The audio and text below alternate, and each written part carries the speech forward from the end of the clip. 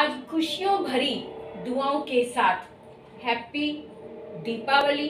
और दीपावली के प्रसंग को देखकर मुझे एक वाकया याद आ गया था। जब मैंने एक बार रामायण नहीं, रामचरितमानस जब मैंने पढ़ना शुरू किया। वैसे तो कहानियाँ अपने बड़ों से कई बार सुनी हुई थी, कई बार उसका प्रसंग सुना है।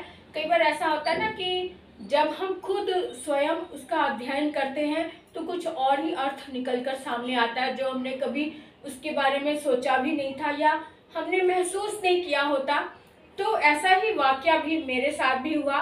मैंने बहुत बार कहानियाँ सुनी थी, कथाएं सुनी थी कि शिव और सती जी का जो विवाह हुआ, तब उसके बाद कुछ ऐसा हुआ था कि शिव जी ने सती का त्याग कर दिया था। लेकिन क्यों किया था ये सब हमें नहीं समझ आया था।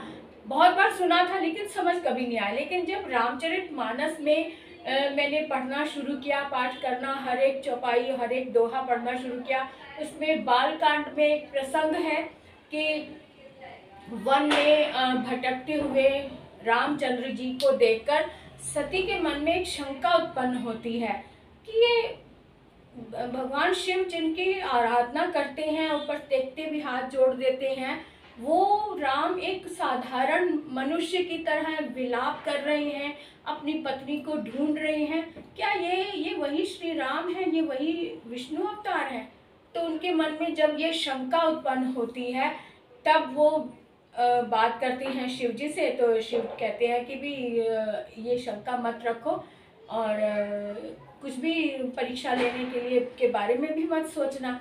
लेकिन उनके मन में शंका आ गई तो आ गई, और वो अपने मन में, उन्होंने, सती ने अपने मन में ठान लिया कि मुझे एक परीक्षा लेनी है। और वो चल दी परीक्षा लेने के लिए। हालांकि शिव जी ने मना भी किया, लेकिन उनके मन की शंका दूर नहीं हुई जब तक वो खुद उनसे मिलने नहीं गई। तो उन्होंने क्या किया, सती ने क्या किया कि सीता माता का रूप धारण किया और जंगल में, जहाँ वन में जो लक्ष्मण जी के साथ श्री राम जी भटक रहे थे, हर एक से पूछ रहे थे कि उनकी पत्नी सीता को कहीं देखा, सीता को कहीं देखा। तो ऐसे में ही सीता का रूप धारण करके जब सती उनके सामने गई तो श्री राम जी ने हाथ जोड़कर उनको प्रणाम किया और कहा कि अपना नाम, अपने पिता का नाम भी बताया, अपना परिचय दिया। फिर पूछा कि आप शिव जी के बगैर यहाँ पे वन में अकेले कहाँ विचरण कर रही हैं? जब उन्होंने ऐसा कहा राम जी ने, तब सती माता को पता चल गया कि ये तो मुझे पहचान गए हैं। अब वो बड़ा परेशान हुई कि भी ऐसे कैसे, तो शिव जी ने मुझे मना भी किया था कि ऐसा मत करना, उनकी परीक्षा मत लेना। तो उन्होंने ले ली। अब ये दोहे वो इसी प्रसंग के हैं, ये मैं आपको पढ़ के सुनाती हूँ। जोरी पानी प्रभु कीन्ह प्रणामू, पिता समेत लीन्ह निज नामू। कहु बहोरी कहाँ वृष केतु, विशिन विपिन है, ये विपिन शब्द है।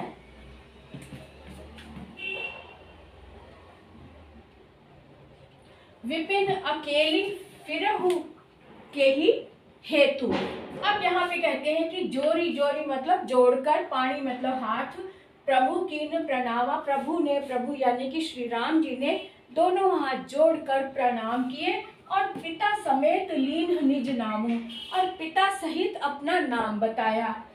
कहु बहोरी कहाँ वृष केतु, और कब पूछा कि कहाँ वृष केतु, वृष केतु यानी भगवान शिव कहाँ है। विपिन अकेली, विपिन मतलब जंगल में, अकेली कहाँ घूमती फिर रही हो, कहाँ विचरण करती फिर रही हो। जब ऐसा कहा तो सती माता समझ गई कि इन्होंने तो मुझे पहचान लिया है। अब उसके बाद वो बड़ा परेशान हुई अपने मन में और वहाँ से वापस भगवान शिव के पास आ गई। अब वहाँ जो है अपनी परिस्थिति क्लियर बता नहीं पा रही थी, क्योंकि शिव जी ने तो उन्हें मना किया था कि ऐसा मत करना, लेकिन उन्होंने फिर भी परीक्षा ले ली। अब वहाँ जाकर भी वो थोड़ा सा अपनी बात को थोड़ा सा घुमा कर कहती है कि मैं गई जरूर थी लेकिन मैंने परीक्षा नहीं ली, परीक्षा लिए बगैर ही मैं वापस आ गई हूँ। और भगवान शिव जाने जान उन्होंने उनको देखकर अपनी दिव्य दृष्टि से सब कुछ समझ लिया, देख लिया। अब क्या होता है कि जब उन्होंने देख लिया कि सती जो है, सती ने सीता माता का रूप धारण किया था।